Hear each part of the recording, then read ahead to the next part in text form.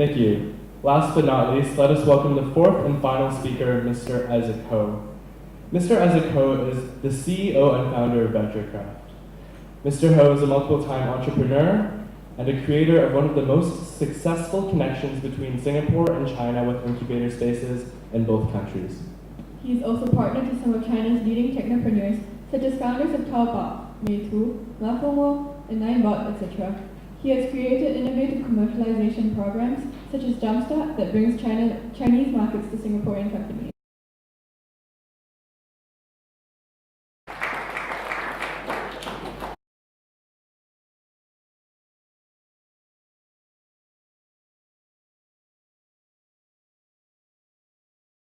Sure, okay, but just a quick introduction of what Venturecraft is. Now, Venturecraft is actually an investment company, but we're not a fund. That's because MAS regulations are troublesome, so we get around it by using an investment company. Now, the other way is that we are actually a venture builder, something close to rocket internet, just that we don't copy. What we do is that we saw, if let's say in the ecosystem something is lacking, we ourselves become entrepreneurs. In fact, my whole company, everyone is an entrepreneur. What we wanted our staff to do is that if let's say they want to join my firm, they have to be an entrepreneur. That means they come up with ideas, we fund it, and we actually help them to succeed. Now, for all the panelists just now and also the speaker that talked about a little bit about my background, I'm actually an engineer. So engineer by training graduated from Nanyang Poly, and what I do is lift an escalator, which is in Chinese is a very lemon. Not much people is going to do, and some of the projects I did was actually like PwC building, which I actually built and live over there. So subsequently, I became an entrepreneur at age 26, and again, being a young entrepreneur, you probably don't know what is called a partnership. So what is one of the common mistakes that people does is that we don't enter into a partnership agreement. So when things happen and when there is going to be dispute, you have to close the company. Subsequently, I entered into property, heading, Sotheby's, and at the age of 30, I decided to pack my bags and just go to China. So I realized that China is the biggest market, and the only way for you to understand China is when you live in China. So a little bit of more, I'm going to share in later slides. Now, for today, I'm going to be a bit more practical as to how to attract titans as your partners. Okay, yeah, slides in for now. I'm sure for the first one, people will know what is Taobao. And for the ladies, probably you all know what is Meitu, which does Meitu, Xiu Xiu, and Meiyan. So there's a joke in China, right? If let's say you go to WeChat, basically you know of any lady's photo and selfie, most likely 99.9% they actually has Meitu Xiu Xiu, and they actually does something with their photo. Now, Mafengwo is actually the trip advisor of China. They have about 100 million users, active users. Ninebot bought over Segway. For those of you that doesn't know Segway, it's the two balancing thing that people does around. The one that you see in Singapore is actually a hoverboard. Now, if you could do a bit of PR for them, hoverboard is an imitation to them. Okay, Ninebot, basically after they bought over Segway, control probably 95% of all the IPs in the world. So the first two is my partner. They are my shareholder. So Taobao founder is actually Sun Tongyu together with Jack Ma and 1818 Luhan. Meitu Xiu Xiu is Cai Wensen. He's basically my shareholder and partner. And I sit as a director for the Singapore company of Mafengwo. At the same time, I bring them to Singapore for doing R&D research. Now, the question is, how can you guys be partners together? Okay, how can you guys bring in these people? I mean, me as a Singaporean, I go over there, and we manage over the last few years to bring them in as actual partners, and not just putting money. They actually help the company, they actually help the ecosystem, and actually help Singapore companies to grow. So the first question that I want to paint to everybody, okay, in this case is, you must understand what is your value. You got to know that whatever we know, or whatever we think we have in Singapore, actually China will have more of it. Okay, a lot of entrepreneurs come to me and say that, hey, I got this, things that can change the world, that China doesn't have. But when they go to China, they realize that China has tons of it. A lot of us think that Singapore is a place that we have high technology and all this. But don't forget, okay, Yale, Harvard, you are talking about the Israeli technology, everyone has gone directly to China. In fact, we got to know, be very frank, what is your value. Just now Eugene has shared something that is very important. Integrity is a very big value system that you must have. And just now, Zuhao has also shared that. At the end of the day, China investors will always assess who you are. You got to know that for every founder of all the unicorns we see in China, There are tons and there's probably like hundreds and thousands of people who will give them CVs, who will talk to them for partnerships. How to then assess who to partner with? The very important thing is, what is your value? I always tell entrepreneurs and even my own staff that you've got to understand what's your value. If you do not know your value, then how can you be a value to the people, right? You are only as good as a value when you produce value. So if let's say you're working for anybody, any company, even in dating, you are only as valuable to your spouse if you spend time. That is your value to your spouse. And in terms of business, you've got to know what is the thing you really can do for the companies in China. One of the very important mistakes that a lot of entrepreneurs in Singapore does, okay, and even overseas, is that they thought they can go into China and take on China. My answer to you guys is you cannot. Okay, first of all, I have some startups who come to me, I raised 60 million. Very good, right, for Singapore standard. I'm going to be China, going to be the number one certain apps, and all these things. Just to give you statistics, some of you probably know, Didi Kuaishou, right, Didi Dache, the last time, before they do the merger. Do you know how much is their burn rate every month? It's more than $100 million, just to capture market. In China, if you're talking about capturing market, you're talking about hundreds of millions, just to get branding, just to build a community. So for you guys who want to do a startup in getting community, you've got to be able to raise hundreds of millions of dollars just to take on China. So the thing is that if you think that you can go into China and establish yourself there as a foreign entity, my guess is that the failure rate is going to be pretty high. But then what is your value? What is Singapore value that, just now we were talking to your president, we were saying that what is the value of Singapore? You see, China to date, you see very little companies have success overseas. Even Alibaba. Alibaba is very strong in China, but when you go to overseas, you don't see the same kind of dominance in the entire region. So what can Singapore do? What can Singapore give value? See, Singaporeans have one unique thing, is we are close to Southeast Asia. And the second part, of course, with the dual language, bilingual, we are and with the help of the Singapore government, we are actually very established in UK and US. That is the part where we can bring partnerships for the China companies. It's like within China, there's that curve. But outside China, that is where we can actually bring value. So some of the things that we actually do that bring value is, for example, in medical technology. When you are able to bring medical technology which has higher entry barrier, that is what China can do, right? If not, if you have simple app, for example, if you have a dating app, you want to go to China and create another Momo or whatsoever, you will find that after 1 month you get copied left, right, and center. And they'll probably be able to raise money faster than you and simply buy you over or simply be crushing you. I always tell entrepreneurs this. Ask yourself this question. If you think that you are so good and you are so defensible, what happened if Alibaba decided to target you and he simply want to throw 500 million just to kill you? Will you be able to stand off? If you are, you have a great business plan. If you don't, why don't you create value and partner with them? Make them your partner. That is the easier way for you to enter into the market. Okay? So one is understanding your value. Number two, if you want to take on China, please go China.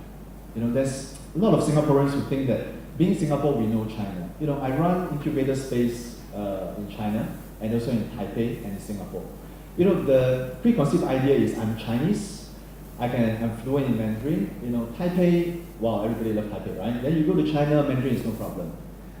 And I decided, I have a big team over in Taiwan and also in China. Then I realized my number one killer is communication. Even in a simple Mandarin, you will find that you will spend weeks just to get a message across. It's because of culture, it's because of all. See, you must prepare to go into China and really stay. For example, a little bit of my life example, right? So at 30, when I went to China, I spent 1 year being used by people. That is my learning curve. I went to Shenzhen, I stayed in Shenzhen, and the market was supposed to be Guangzhou because I'm a Hakka, I can speak a bit of Cantonese. So I felt that Guangzhou is probably the right place, and anyway near to Hong Kong, it's comfort feeling, right? So if you go to China, Shenzhen, you can 5 minutes cross over the custom to Hong Kong, and you feel like, oh, not so bad, So I decided to go to China, Shenzhen, and I found that for the first 1 year, I've been used by people. They always say that, wow, you got a great product, you got a great service, wow, Singaporean, I can articulate in Cantonese, multilingual and all these things, so I got flattered. and decided to go to Guangzhou and realized that people use me for all sorts of things. They always love to buy me lunch and dinner. For some reasons, I don't know why. Then they always bring their customers here. Then they will say, oh, this Isaac, he has one of the best programs and best this and best that and best this. So I thought, I'm going to make a sales.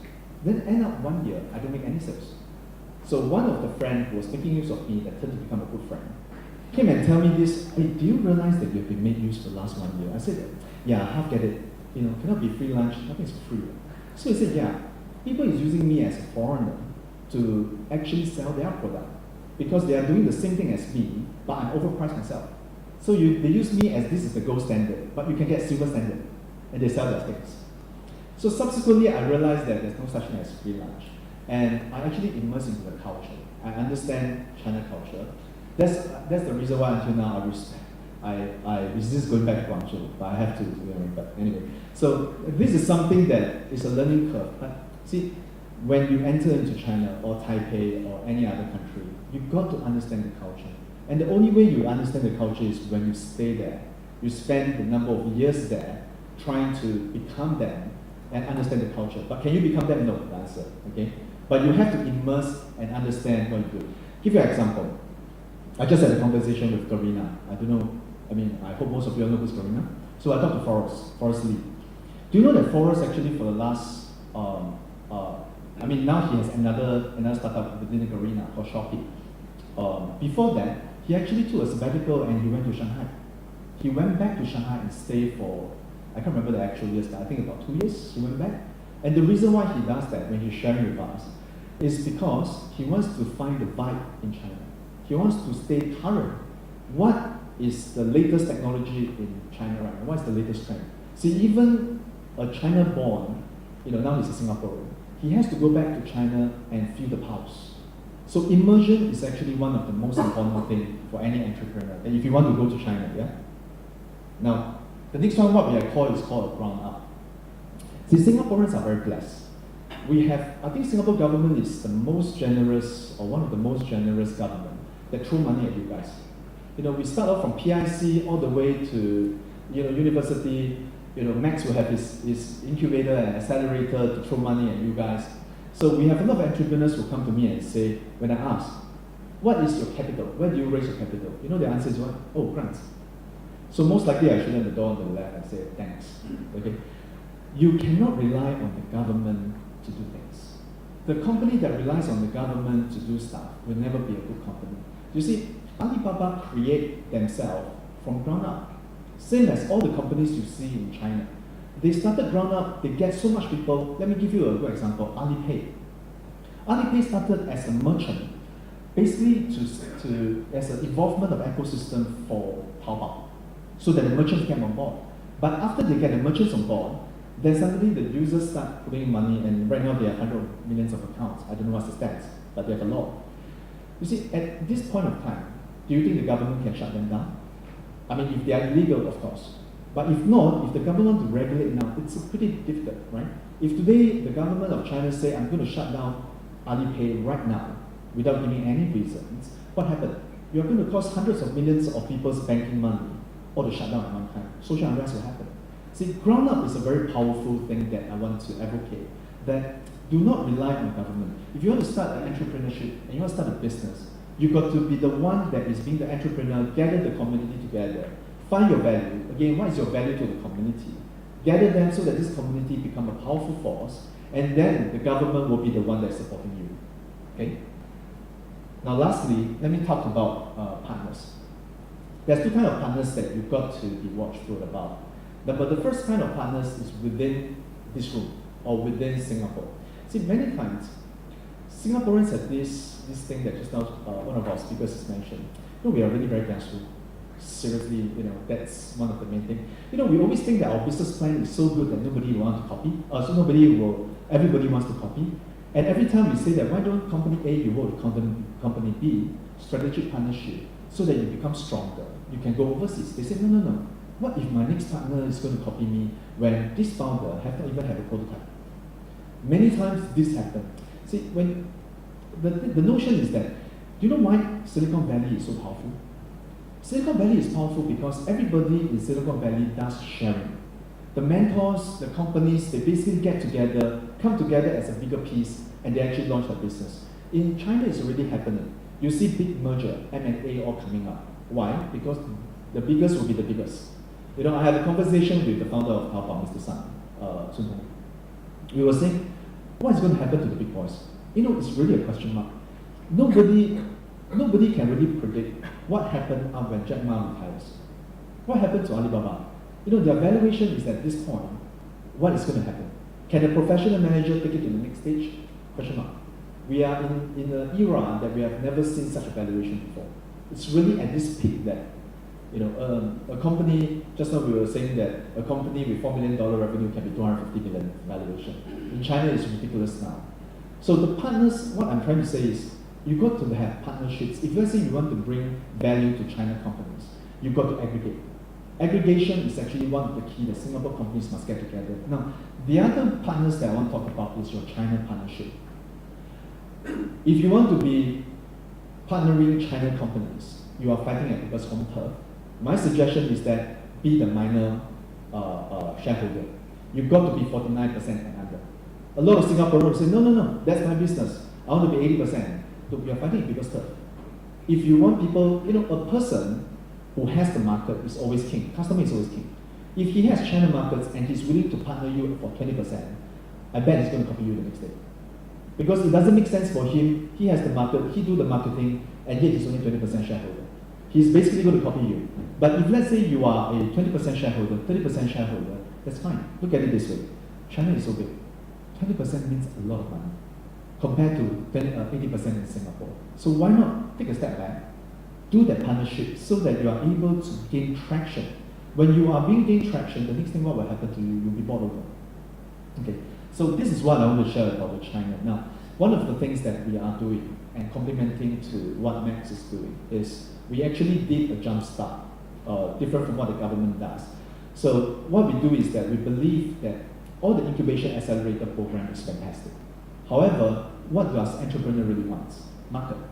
You want actual customers. So what we did is that with all the shareholders and partners that we are doing, we actually bring them to Singapore. So complementing what the accelerators and incubators already have, we are the portion that we bring market, that means at the end of the day, we are the one that brings the partnership to Singapore. So from this, but you see, when I bring, quickly I'll show, like last week when the first April Fool Day, we actually did a soft launch of it, and we brought in Mafengwo with 100 million users. And on the day, we actually give the partnership to, for example, City Tours, the guy that runs the duck tour. We actually bring real life case and real life marriage of partnership together. So today, City Tour is actually building a platform for Mafengwo, so that the 100 million clientele, if let's say they come to Singapore, the FIT travelers, free independence traveler, they are able to use Mafengwo's, City Tour's platform. See, this is what we are talking about value. So if you ask me what is value, is like how Venturecraft finds value in the whole entire Singapore. See, I don't want to compete with DBS, you know, because it's a bank, no way I can compete. But I complement by bringing what DBS is not doing, by bringing the market. That means the end-to-end result. This is what I talk about by bringing value. So of all the things, if you can't remember what I just talked about, you've got to remember this. You've got to find what is your value in the whole ecosystem. What is your value to your partners? If you want to do a business, what is your value? Okay, thank you.